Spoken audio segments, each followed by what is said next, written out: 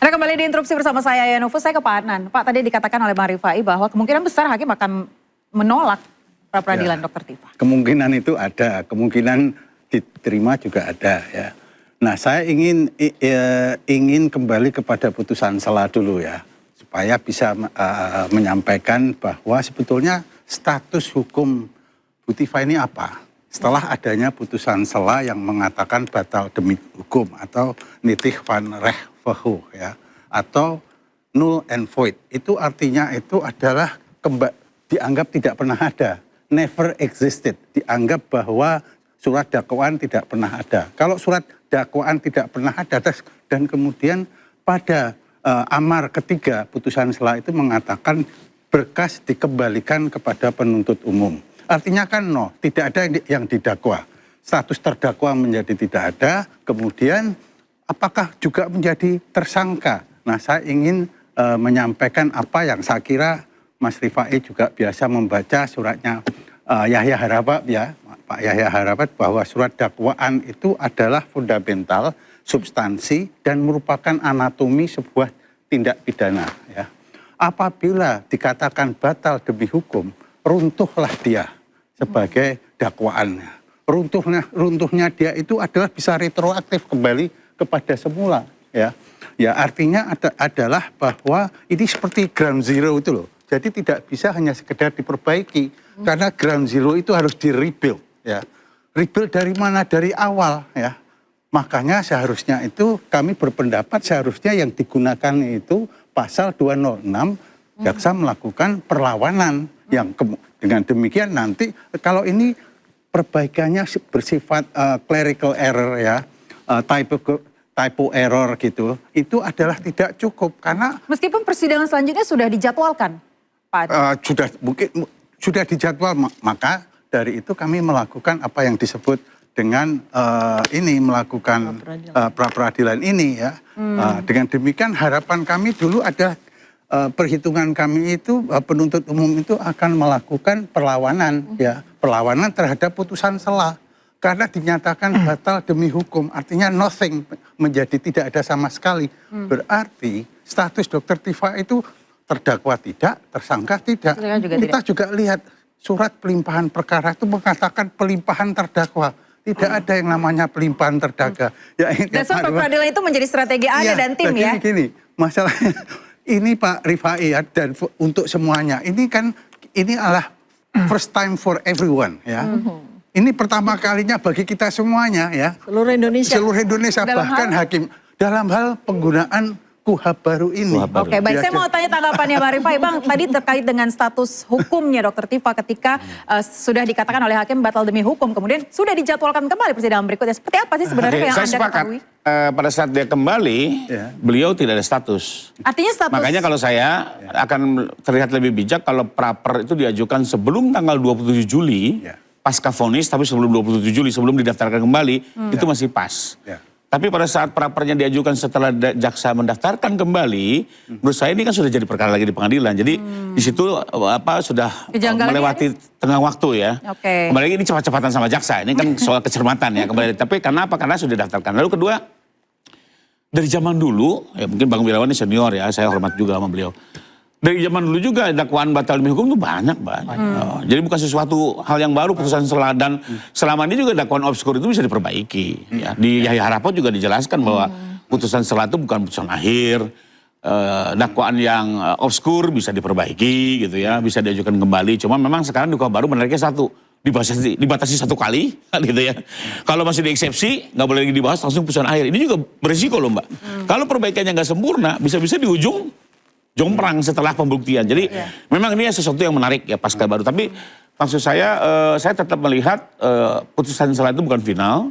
Dan ini sudah berlaku dari zaman dulu. Ya, namanya sela. Kedua, bahwa kembali lagi dengan segala hormat saya merasa terlambat karena jaksa sudah keburu mendaftarkan perkaranya di dakwaan barunya, sehingga ini sudah masuk ke tahap persidangan, sudah dipanggil juga sebagai terdakwa. Mohon maaf, salah satu contoh misalnya, kalau dalam penahanan, pasti keluar penahanannya, perintah penahanannya terhadap terdakwa. Panggilan pun sudah bahasanya terdakwa. Sementara kalau kita lihat di pasal 160 ayat 3 KUHP baru, jelas pra-peradilan itu hanya diberikan kepada tersangka, bukan kepada terdakwa. Jadi menurut Anda lebih baik eksepsi ya? Lebih tepat eksepsi. Lebih tepat eksepsi, Pak Ya, Anang. kalau saya lebih tepat ya, penuntut umum itu mengajukan perlawanan terhadap putusan sela. Nah, jadi begini, pentingnya pra-peradilan ini adalah proses itu ya, menurut ini ada kultur baru tuh Mas Rifai ya. Ada kultur baru yang mengatakan bahwa proses itu lebih penting daripada putusan atau pemeriksaan pokok perkara. Itu karenanya dia memperoleh prioritas. Kalau pra-peradilan itu belum selesai, tidak boleh pokok perkara itu langsung berlangsung. Saya berikan analogi begini, kalau seorang dokter melakukan operasi itu, yang penting bukan operasi, yang penting apakah benar alat-alatnya steril atau tidak, ya. Kalau melakukan tanpa menguji kesterilan ini ya, akan berakibat pada malah tidak menyembuhkan. Itulah. Oke, Ya, baik. Jadi ini ada dua perspektif yang berbeda. Saya mau tahu tanggapan Dr. Tifa terlebih dahulu terkait dengan, karena tadi dijelaskan oleh Bang Rifai, berarti ada kemungkinan hakim tidak akan mengabulkan pra-peradilan Anda. Ya, artinya gini, saya tuh selain sebagai orang yang ingin sekali membantu menegakkan kebenaran, saya juga ingin sekali membantu menegakkan keadilan. Dalam dua hal ini, pada amar putusannya ada dua hal yang mencederai hak asasi manusia. Tadi seperti yang Bang Rifai sampaikan, seandainya nih kita berproses ya, kemudian JPU ini kemudian mengajukan perbaikan, lalu kemudian kita eksepsi lagi. Persoalannya adalah eksepsi saya kan diterima atau ditolak itu di ujung sana. Jadi sidang berlangsung. Bagaimana dengan asasi saya? Bagaimana dengan kerugian imaterial saya menghadapi sidang, sementara ketika di ujung ternyata eksepsi saya diterima, coba bayangkan. Ini kalau terjadi pada anak bangsa yang lain. Karena persoalan sidang itu berarti kita akan terus-menerus mempersiapkan diri dan sebagainya. Sementara kalau kita lihat dari BAP yang 1,5 meter, kita habiskan itu dalam waktu 3 tahun itu. Jadi dalam 3 tahun siapa yang akan menanggung kerugian material dan imaterial saya sebagai terdakwa di situ. Nah, itulah mengapa kita lakukan intellectual exercise ini agar menegakkan betul hukum. Nah, kemudian yang kedua, saya ingin sampaikan nyatanya pengajuan pra-peradilan kami itu diizinkan dengan segera. Dan kemudian apa yang dijadwalkan sebagai sidang pokok perkara tanggal 13 Agustus langsung hilang dari PN Jakarta Timur. Artinya ini apa? Hakim, aparat penegak hukum berusaha untuk bersikap betul di sini. Walaupun sama-sama kelihatannya juga lagi mencari-cari mana yang betul, mana yang tidak. Maka itulah. Jadi Anda tidak mau hak asasi manusia Anda itu betul. diabaikan. Bang Freddy, tanggapan Anda seperti apa, Bang? Iya, tadi udah dijelasin oleh Bang Rifai ya. Saya justru melihatnya sah-sah saja lah melakukan terobosan intellectual exercise, sah-sah saja sebetulnya. Tapi saya justru melihatnya ini sebuah abuse of process. Jadi ketika Abuse of process? Yes. Why? Jadi ketika hak dipergunakan, ketika terjadi penyalahgunaan instrumen hukum yang harusnya kan instrumen pra-peradilan itu udah jelas, objeknya udah jelas, di KUHP diatur. Tadi Bang Rifai udah jelasin, tidak ada di situ yang disampaikan oleh Dr. Tifa ini di dalam pra-peradilan yang sekarang ini tidak masuk. Tadi udah jelasin Bang Rifai. Jadi menurut Anda siapa yang salah, Bang? Dalam hal ini? Salah siapa?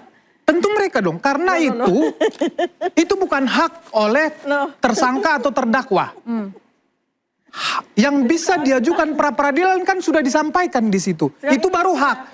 Upaya paksa tadi. Nah, itu baru hak mereka. Tetapi yang mereka ajukan ini itu tidak ada. Jadi itu bukan merupakan hak mereka, tetapi makanya saya bilang abuse of process. Karena instrumen pra-peradilan itu sudah jelas diaturnya. Gitu loh. Jadi saya tambahkan sedikit. Iya, silakan, Bang. Oke, kalaupun seandainya benar kata Dr. Tifa itu sudah dicabut misalnya panggilan itu atau jadwal sidang itu, memang prinsip peradilan kita itu aktif menerima perkara.